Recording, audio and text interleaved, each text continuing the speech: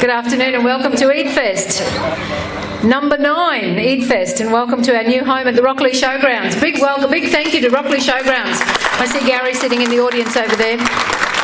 This is terrific. Gary, you know how much we appreciate what you've done for us, and we thank you very much. I want to acknowledge the traditional owners of the land on which we celebrate today in respect to elders past and present, which is also a very Islamic concept.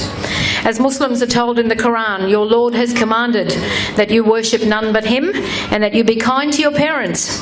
If one of them or both of them reach old age with you, do not say to them a word of disrespect or scold them, but say a generous word to them and act humbly to them in mercy and say, my Lord, have mercy on them since they cared for me when I was small. There are a number of special guests here today and things will be different, and I'm sorry for, that's one thing Gary couldn't fix for me, was to get rid of that fence. And there's a demarcation line, it's us and them. So you guys sitting over there, so for the first time in 9 years of Eidfest, we've actually had people on stage. We've never had it before, and we've done it this way because it's a long way to walk around to get them up here. So I welcome, oh look, Graham's turned up. Sorry, Lord Mayor, I didn't see you. So tall and I missed him. How did I do that? Glenn Elms, the Minister for Aboriginal and Torres Strait Islander Affairs and Multicultural Affairs and Minister assisting the Premier, our special guest. Now there's a few of you here today, so bear with me please. Ian Walker, Minister for Science, Information Technology, Innovation and the Arts. Thank you, Ian. Member for Mansfield. We have some federal members here. Senator Sue Boyce. Thank you, Sue. Senator Mark Ferner. Thank you, Mark. And Senator Claire Moore, I see, snuck in. Claire wouldn't miss it. Claire's missed one, actually, and she's never forgiven me for it because that was the year that Imran Khan came. and Graham Perrott, Member for Moreton. Our state members, Anthony Shorten, Member for Algester. Freya Ostapovich, Member for Stretton. Mark Stewart, Member for Sunnybank. Ian Kay, Member for Greenslopes. John Grant, Member for Springwood. I think I've done the daily double. I've got them all here from the south side, have I not? We must be doing something right here. Lord Mayor Graham Quirk, thank you. Councillor Kim Marks from Karawaffa Ward. Councillor Stephen Wang from McGregor Ward. Councillor Steve Griffiths from Maruka Ward. Thank you, Steve. It's first for you too. Ian Stewart, Queensland Police Commissioner, and his wonderful team. Sorry, I missed one. Ian McKenzie, Holland Park Ward. I beg your pardon, Ian. Assistant Commissioner Paul Stewart from QPS. Assistant Commissioner Gail Hogan. Chief Superintendent Alan McCarthy. And Superintendent Darryl Johnson. And of course our friend Jimmy. And our special guest today, and again, we've only ever had 2 special guests in our life of Eidfest at the official opening. One, of course, was Imran Khan, and today we have Akram Azimi, who's the Young Australian of the Year.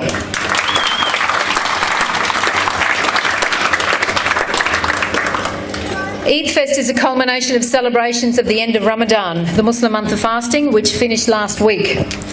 It's amazing that we can go through Ramadan getting up at 4 o'clock every morning to cook and eat breakfast, and I never missed a day, no matter what time I slept the night before.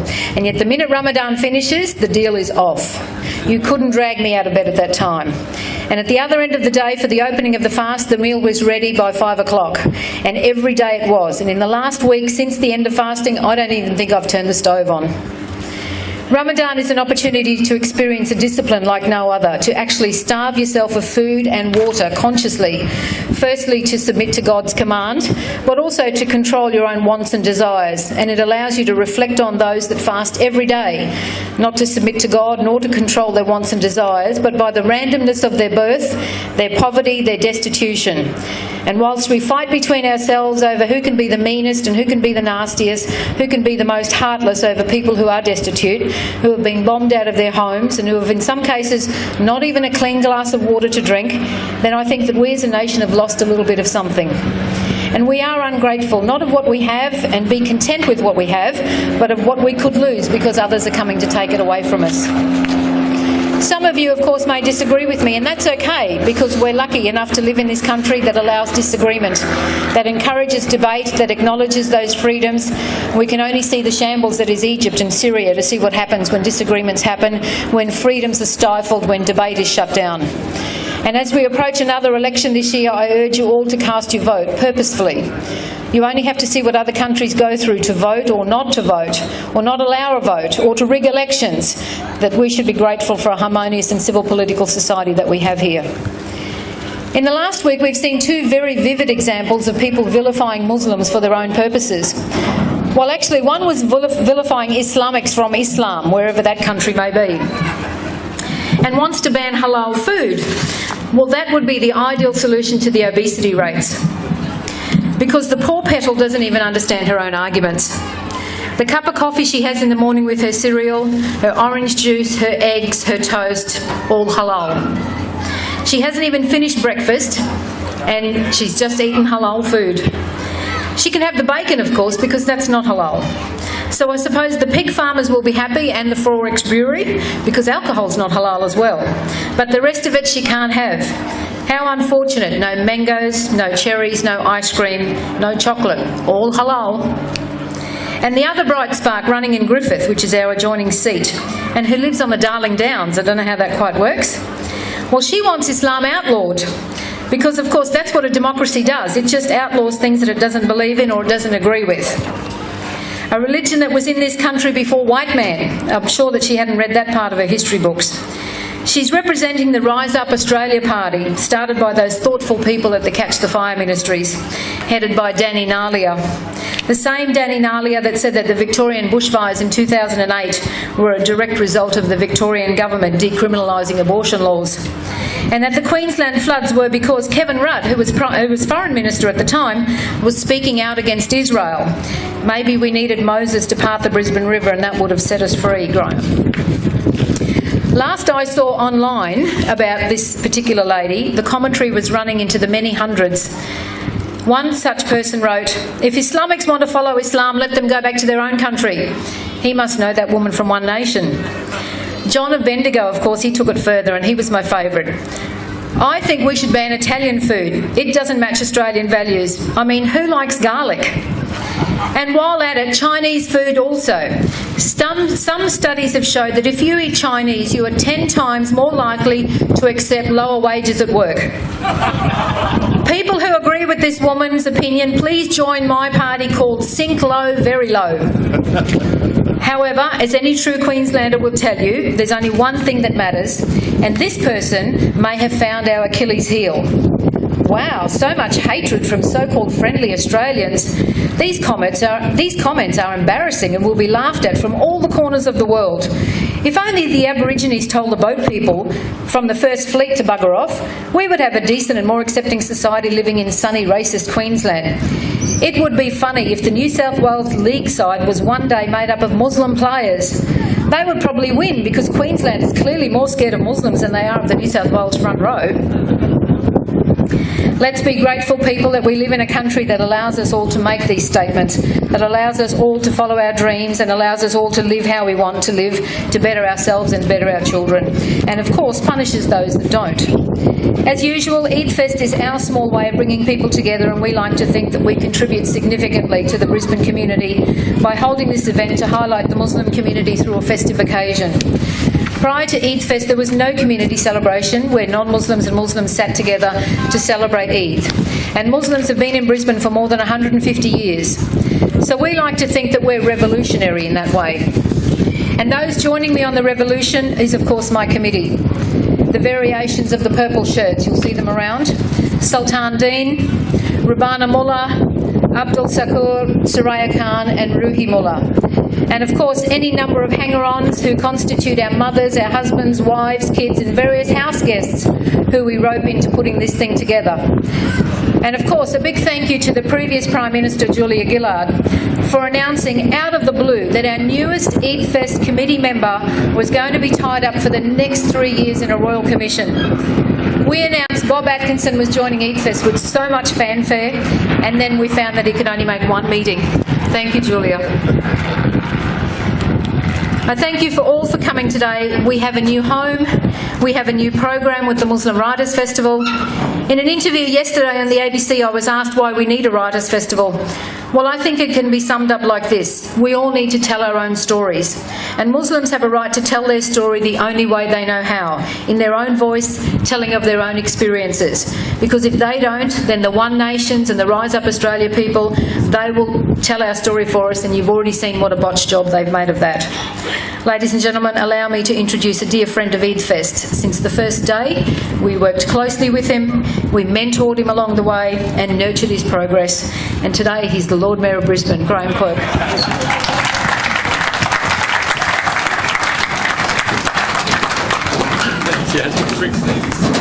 Well, thank you very much indeed, Yasmin Khan. I acknowledge traditional custodians, ladies and gentlemen, and to all of our wonderful guests gathered here today. I would just like to throw in a couple of others that haven't been acknowledged, and they are former Police Commissioner Bob Atkinson, firstly. Lovely to see you back here in a private capacity today, Bob.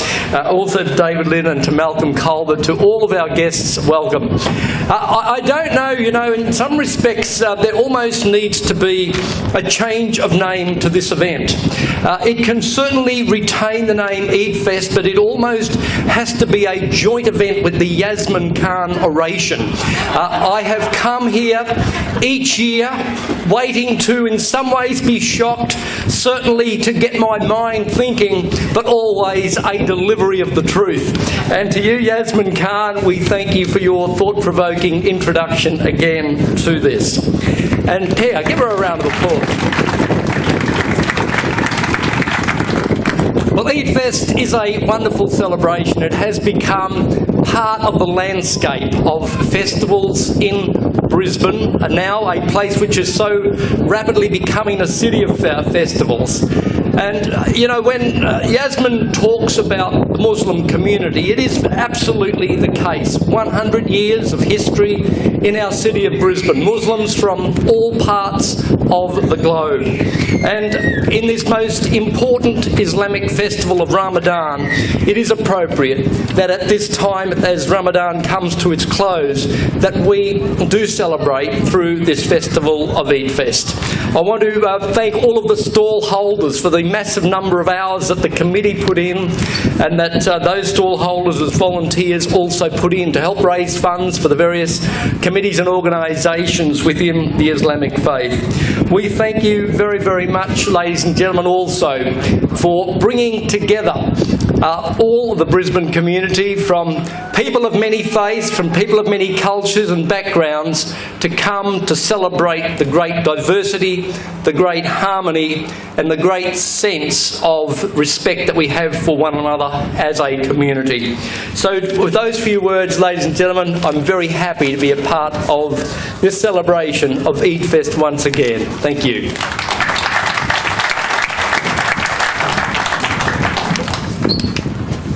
Thank you, Lord Mayor. As I said before, we've only had one other special guest here during the official opening of Eidfest, and that, of course, was Imran Khan. Today we've got number 2, but he's not going to be talking for an hour and a half like Imran Khan did. But he represents what's good about Australia. 12 years ago, he was a refugee kid that came to Australia, and today he's the Young Australian of the Year. Ladies and gentlemen, Akram Azimi.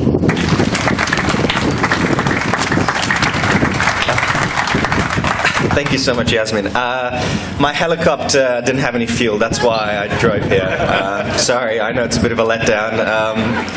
I'm also pretty famous about my cricket. I used to play under 12, so if anybody wants my autograph, I'm more than happy to pay you to accept my autograph. It's an absolute pleasure to be here in Eidfest. It's an absolute pleasure because of what it represents to me. Now, you must understand, an event like this is just so special to a boy who was born right in the middle of a war zone. In fact, the very moment that I was born, what happened was a car bomb went off outside the hospital. That was the moment of my birth, and that was the crazy circumstances in which I was born. And then from there, we had to run away, and we ran away to this place that was just full of extreme poverty. And you remember Yasmin saying those people who fast involuntarily? Well, there's about 1.2 billion of them around this world, and they fast every single day, and they'd be lucky if they get something at the end of it. An event like this, for me, really just shows what is amazing about Australia, why I love being an Australian. What makes us as Australian isn't some united set of values, because let's be honest, no country's ever had those. What makes us Australian is no one particular facial feature, no one particular dress, no one particular dish.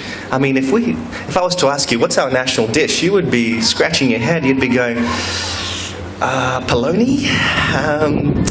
What's our national dress? Again, that would be a struggle. What makes us special as Australians is our diversity. What unites us isn't the assumptions that we walk into a conversation with, nor is it the conclusions that we take away with, but rather it is the conversation itself. Australia is, at the end of the day, a beautiful conversation with diversity. And have a look at this crowd. Everyone looks different. Everybody has a different heritage. What makes us Australian is the fact that we're willing to sit next to one another, have a kebab, and have a yarn. That's what makes us Australia. And we give people this freedom to hold the plurality of their identities. That is to say, what makes us as amazing as Australians isn't this idea, hey, this is how you be Australian. What makes us Australian is this freedom. Hey, you be Australian the way you want to be Australian. Hold your multiple identities.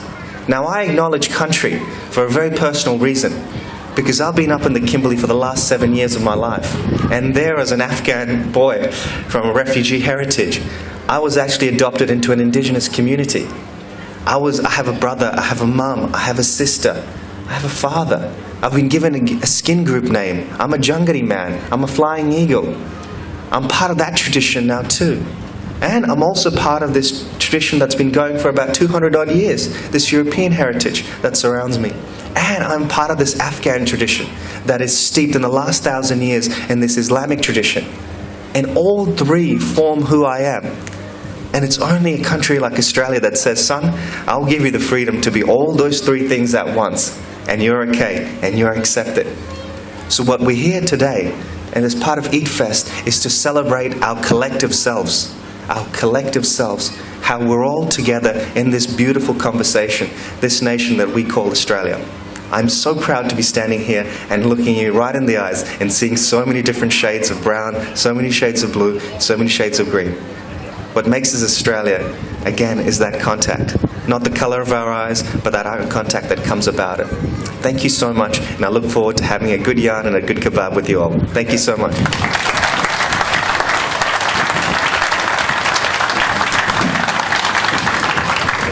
Thank you, Akram. That's what you have to be like when you want to be Australian of the Year. Where's Jimmy? When I spoke earlier about hanger-oners who help us out sometimes at Eat Fest, well, Akram was one of them. He's my house guest at the moment. And you see all this bunting around here? That's what he did last night. In a suit. Yeah, he did. He wrecked it too. Ladies and gentlemen, to officially open Eat Fest, please welcome the Minister for Aboriginal and Torres Strait Islander and Multicultural Affairs and Minister assisting the Premier, Glenn Elders.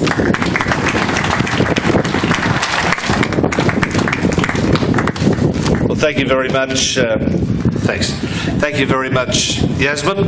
And can I begin, ladies and gentlemen, with acknowledging the traditional owners of the land on which we meet today and pay my respects to the owners both past and present. I was very pleased at the start that Yasmin went through an exhausting list of people to acknowledge. So could I just ask the people who are here today whose names weren't mentioned by Yasmin to put your hand up? If your name wasn't mentioned by Yasmin, put your hand up. Well, I'd like to acknowledge you as a very important person as well. So, welcome along today. It's a bit blowy up here.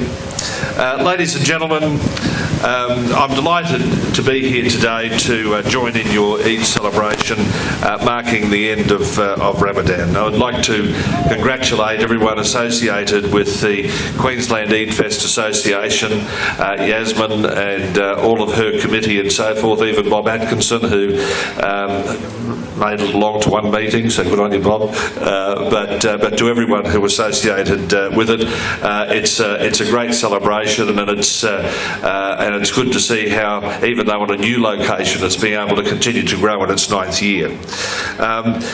It was, for me, very special to hear Akram speak on his journey from the land of his birth through to his new life in Australia. And I think if there is one thing that I just love about the portfolio that I hold, is that I get to see young people like Akram during the course of my working day, people that have gone to great lengths to come to Australia to live, to find a new home, people who are prepared to crawl over broken glass to find a start, to get a job, to be able to raise a family and to become part of the great Australian family.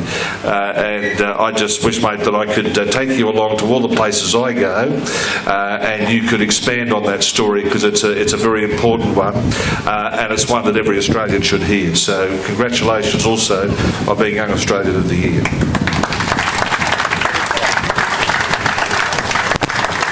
As Akram said, the great strength that we have in our society is the fact that there is something like 220 different cultures that make it up. We celebrate our diversity. It's the strength of our society, as is the 100 different religious or belief systems that are practiced in Queensland today. It's those things that make us strong.